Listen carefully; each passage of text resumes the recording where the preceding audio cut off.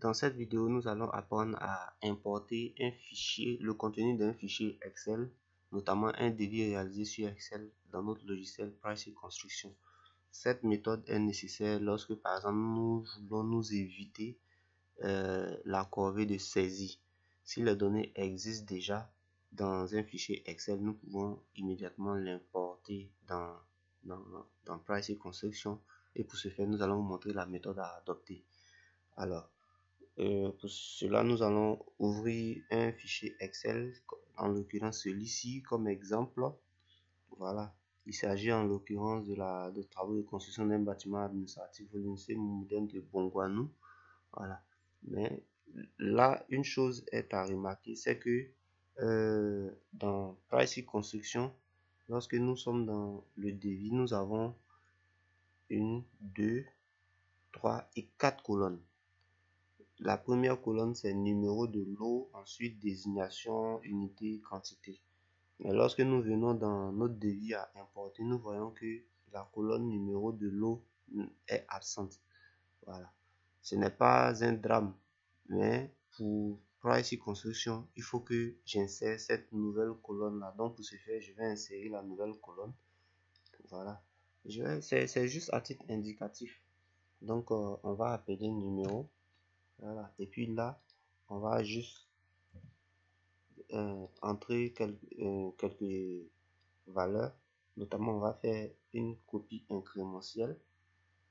Voilà. Je vais préférer m'arrêter là. Je vais faire une copie incrémentielle. Voilà. Ok. Donc, on suppose que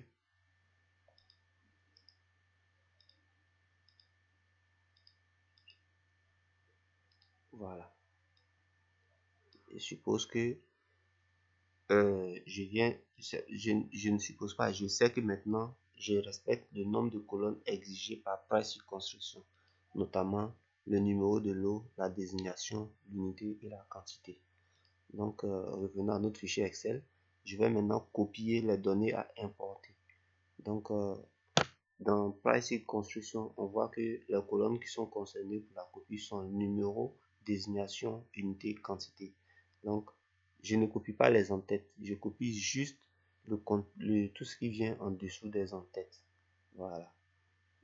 Je ne me préoccupe pas non plus des données, voilà, des détails que je peux régler plus tard dans le logiciel en supprimant certaines lignes. Voilà. Là, en l'occurrence, je vais faire après avoir sélectionné les données à copier, je fais un clic droit et ensuite copier. Et je me rends immédiatement dans Pricing Construction, dans la division que je veux, où je vais insérer les nouvelles données. Mais au préalable, il faut que je donne un nom à la division d'abord, avant la copie. Sinon, ça va m'emmener un message d'erreur. Voilà. Donc, pour ce faire, je clique sur dans le champ division et puis je vais saisir la division. Supposons qu'on va appeler notre division salle de classe. Collège. Voilà. Ensuite, je clique sur la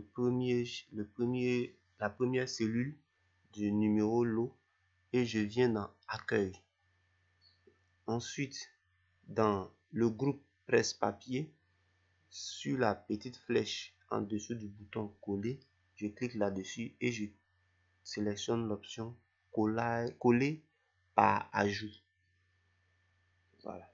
Dès lors, les données copiées dans Excel sont immédiatement importées dans Pricing Construction.